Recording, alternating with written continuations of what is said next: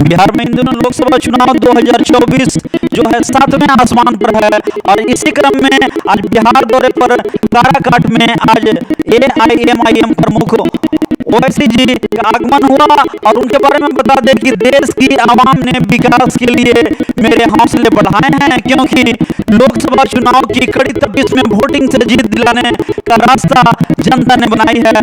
और आपको बता दें कि AIM के राष्ट्रीय अध्यक्ष और सांसद असदुद्दीन ओवैसी ने प्रधानमंत्री नरेंद्र मोदी के एक तर्ज पर हाथ बढ़ाकर जो है RJD सुप्रीमो बिहार के पूर्व मुख्यमंत्री लालू प्रसाद के परिवारवाद पर बड़ा हमला बोला है।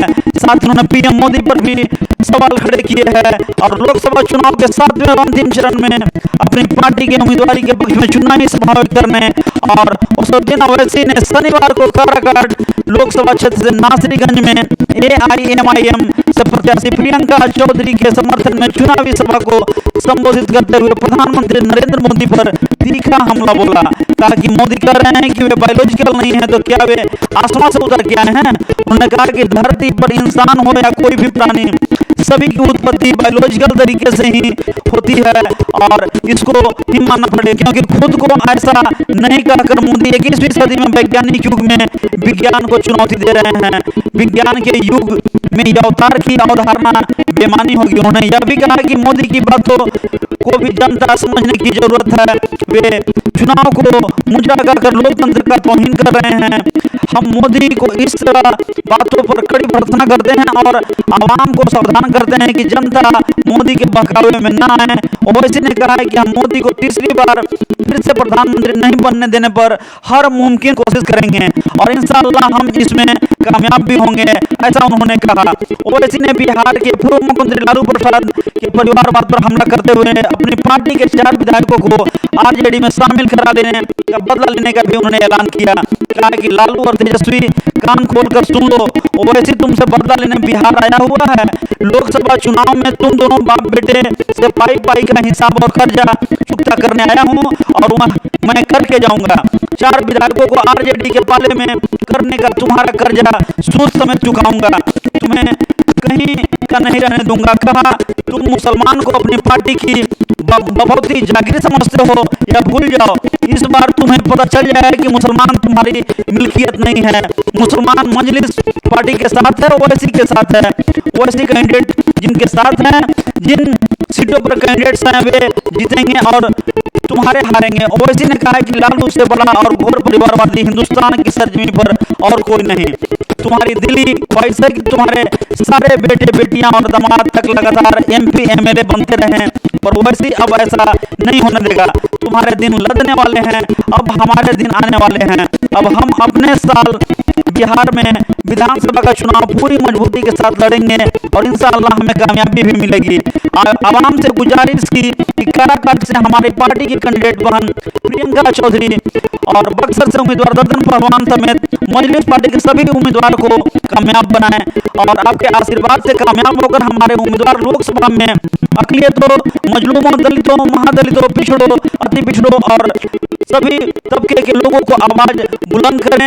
और इसी क्रम में आज उन्होंने जो है काराकाट में आके रन फूंक दिया है और निश्चित रूप से जो आने वाला जो आखिरी चरण है और ये आखिरी चरण जो चल रहा है यह काफी जो है तेज गति से 7वें आसमान की तरफ बढ़ रहा है। और आइए जानते हैं कि इस जनसभा को लेकर के AIMIM प्रमुख ओवैसी ने क्या कुछ बताया।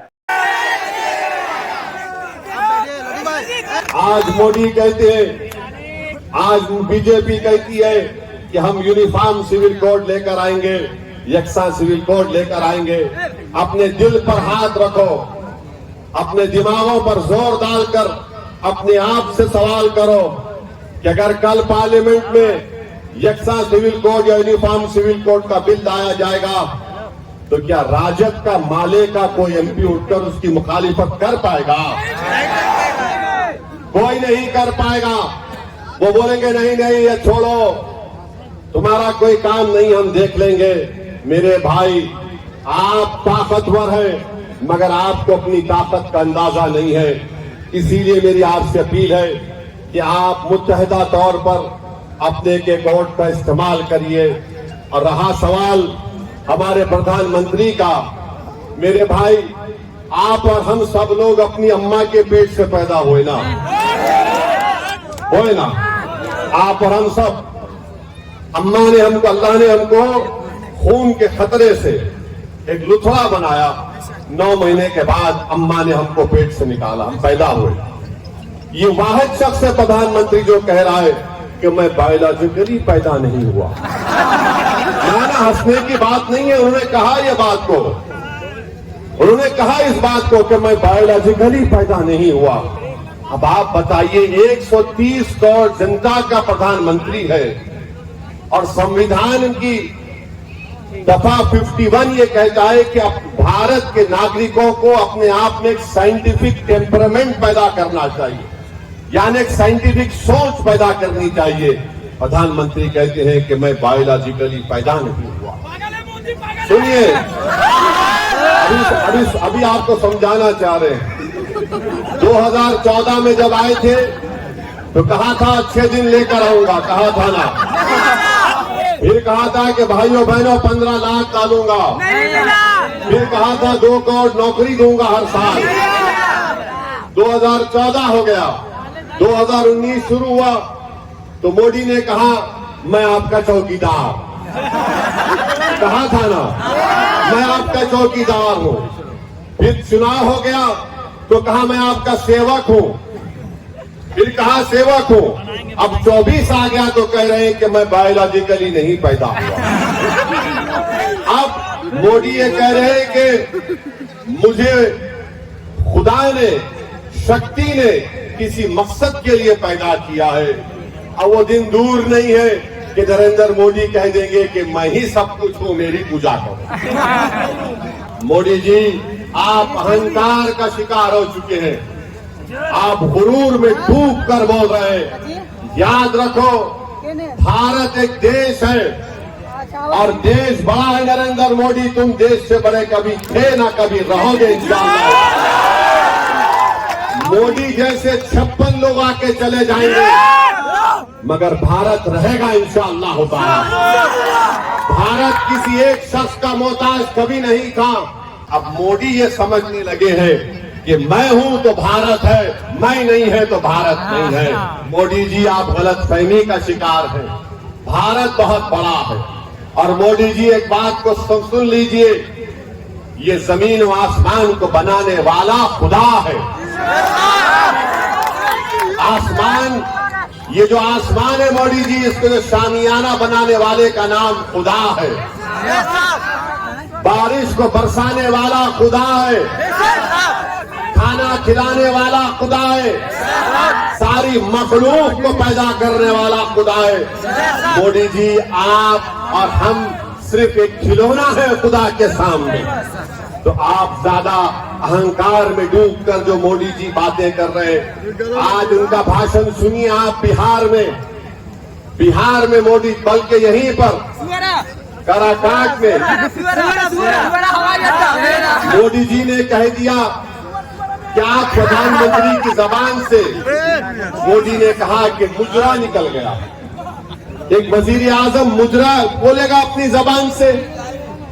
मोदी जी, आप कैसे इस तरह की जबान इस्तेमाल कर रहे हैं? मुजरा कहते हैं, मुजरा अपना हो रहा है, नाच हो रहा है। देश के प्रधानमंत्री हैं आप, 130 करोड़ जनता के प्रधानमंत्री हैं, कुछ तो मर्यादा रखिए। आप वजीर आजम प्रधानमंत्री रहकर मुजरा कहेंगे? फिर महिलाओं का सम्मान आप कैसे करेंगे मोदी जी, बताइए आप। और देश का प्रधानमंत्री कहता है कि भारत के मुसलमान घुसपैठी है। मोदी जी, हम घुसपैठी नहीं है। याद रखो मोदी जी, जब देश की आजादी की लड़ाई बिहार में लड़ी जा रही थी उस वक्त तो लड़ने वाले आरएसएस के लोग नहीं थे, चड्डी पहनकर फिरने वाले। जो जेल की सजाओं को भुगते, अंग्रेजों की लाठियां अपने सर पर खाई, अपना सब कुछ कुर्बान किया और आज हमको घुसपैठी कहती है। मोदी जी कहते हैं कि मुस्लिम महिला ज्यादा बच्चे पैदा करती है। मोदी जी, झूठ है ये। आपकी सरकार का डेटा कहता है कि मुस्लिम महिलाओं का TFR rate total fertility rate बहुत ज्यादा, सबसे ज्यादा गिरा है। और देश के प्रधानमंत्री को हम कहना चाह रहे हैं कि आप जब तक जिंदा रहेंगे और जब तक दुनिया रहेगी, आपने जो हमारी बेइज्जती की और ये कहा कि हिंदू बहनों के गले से मंगलसूत्र निकालकर मुसलमानों को दे दिया जाएगा। मोदी जी, अगर इस देश में अगर कोई हिंदू बहनों के मंगलसूत्र की हिफाजत करने के लिए अगर जान के नजराने अगर कोई देता आया और देता रहेगा तो मुसलमान है। हम किसी बहन के गले से उतरा मंगलसूत्र लेने वाले नहीं है। मोदी जी, क्या हमारी गैरत नहीं है? क्या हम में हमियत नहीं है?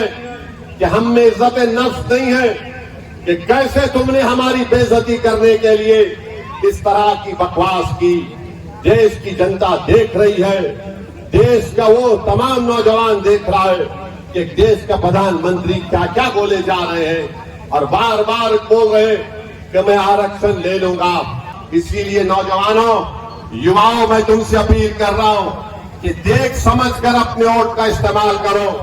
अगर तुम बीजेपी का साथ दोगे तो तुम अपनी बर्बादी को दावत दे रहे हो। नौजवानों, अगर दोबारा तीसरी मर्तबा देश का प्रधानमंत्री मोदी बनेगा तो नौजवानों, तुम्हारा मुस्तकबिल खराब हो जाएगा, तुम्हारा कोई मुस्तकबिल नहीं होगा। क्या होगा देश में कि मस्जिद और मंदिर के नाम पर लड़ाया जाए, मस्जिद और मंदिर के नाम पर लड़ाया जाए और बीजेपी उस पर अपनी रोटी सेकते रहेगी और सत्ता को हासिल करते रहेगी। इस देश में सबसे बड़ा मुद्दा हिंदू मुसलमान नफरत से ज्यादा बेरोजगारी का है, महंगाई का है। बताओ क्या हो रहा है? ना रोजगार है, ना महंगाई कम हो रही है। और मोदी जी से आप बोलेंगे तो मोदी जी बोले, अगर आप जाकर पूछेंगे बीजेपी आरएसएस मोदी से कि ओवैसी ने अपने भाषण में कहा कि बेरोजगारी बहुत बड़ा मुद्दा है, तो मोदी बोलेंगे वो लाख डाल देंगे, लाख डाल देंगे, उसको लाख डाल देंगे। मोदी जी, आपने 500 रुपए की नोट, 1000 रुपए की नोट जो गायब कर दी आपने, उसमें कई छोटे छोटे कारखाने हमेशा के लिए बंद हो गए, फैक्ट्रीज बंद हो चुकी है। मगर मोदी को उसकी लाख डालने की फिक्र नहीं है। मगर मोदी जी सत्ता में आने के लिए नौजवानों को ये पैगाम दे रहे हैं। तो मेरी आपसे अपील है कि आप पहली तारीख के दिन सुबह के वक्त में निकलकर अपने एक वोट का इस्तेमाल करिए। यकीनन गर्मी बहुत रहेगी। लालू ने मतदान के दिन एक वीडियो बनाया और वीडियो में लालू यादव ने कहा कि ओवैसी को वोट मत दो, ये वोट काटेगा, तुम किसी और जावेद को वोट अपना वोट दे दो। लालू जी, हम आपको बताना चाह रहे हैं कि आपने बरसों एमवाई का नाम लेकर सबकी आंखों में धूल झोंका। लालू जी, हम आपको बताना चाह रहे हैं कि आपने एमवाई का नाम लेकर आपने सत्ता को हासिल कर लिया। आप बरसों मुख्यमंत्री बने, फिर आपने अपनी पत्नी को मुख्यमंत्री बनाया। उसके बाद आपने अपने दोनों बेटों को विधायक बनाया, अपनी बेटी को आपने मेंबर ऑफ पार्लियामेंट बनाया, फिर आपने अपने एक दामाद को जो उत्तर प्रदेश के हैं उनको आपने सांसद बनाया। लालू जी, आपका दिल कब भरेगा बताइए? यानी आप मुख्यमंत्री बरसों, राबड़ी देवी मुख्यमंत्री बरसों तक रही, अब आपके दोनों बेटे विधायक बने, एक डिप्टी चीफ मिनिस्टर बन गए, अपनी बेटी को आपने राज्यसभा भिजा दिया। मगर लालू जी को एक बात बड़ी तकलीफ देती है कि उत्तर प्रदेश का अल्पसंख्यक समाज का मुसलमान अब राजद की लीडरशिप को कबूल करने तैयार नहीं है। वो ये तय कर चुका है कि लालू यादव और उनका परिवार ने एमवाई के नाम पर एक समीकरण सिर्फ जबानी तौर पर लालू ने बनाया और सिर्फ मुसलमानों के वोट को हासिल किया और उसके बाद सिर्फ सत्ता उनके बेटों को या उनकी बेटी को दे दिया गया। अभी भी वही ड्रामा हो रहा है, मगर जब से एमआईएम पार्टी आई है इनके दिमाग अपनी जगह पर आ चुके हैं। इसीलिए आज आप देखते हैं कि कल तक तेजस्वी यादव के मंच पर कोई मुसलमान नजर नहीं आता था, मगर जब से मजलिस पार्टी को आपने अपना माना और मजलिस पार्टी को आपने अपनी जमात को समझा, तब से तेजस्वी यादव को बड़ी मजबूरी के साथ एक दो मुसलमानों को अपने मंच पर बिठाते हैं, पीछे बिठाते हैं, सामने बिठाते नहीं है। मगर इंशाअल्लाह ताला इस पार्लियामेंट के चुनाव के बाद इनको पता चल जाएगा। मेरी इज्जतदार माँ और बहनों से मैं अपील करना चाह रहा हूँ कि यकीनन हमारी भी कोशिश यही है कि तीसरी मर्तबा देश का वजीर आजम प्रधानमंत्री नरेंद्र मोदी ना बने। अब आप बताइए, अख्तरुल ईमान जब अपना इलेक्शन किशनगंज का लड़ रहे थे, जहां पर राजद का उम्मीदवार नहीं था, तो आखिर क्या परेशानी हो गई लालू को कि उन्होंने मतदान के दिन वीडियो बनाया और ये कह दिया कि ओवैसी वोट काटने आया है। ये एक बात सामने आ गई कि लालू नफरत करते हैं, राजद नफरत करती है, तेजस्वी नफरत करता है। वो नहीं चाहते कि अल्पसंख्यक समाज मुसलमानों की एक सियासी लीडरशिप पैदा हो जाए। मैं आपसे ये अपील करने आया हूं मेरे भाइयों बहनों, गयूर नौजवानों, याद रखो, तुम सिर्फ वोट डालने वाले बनोगे तो फिर हमको गुलामी करना पड़ेगा। अगर आप वोट लेने वाले बनेंगे तो आप इंशाअल्लाह ताला अपनी लीडरशिप को बनाएंगे। लोग आपके पास आकर अपनी तकलीफ को बयान करेंगे, आपके पास लोग आकर आपसे कहेंगे कि हमसे इंसाफ करो।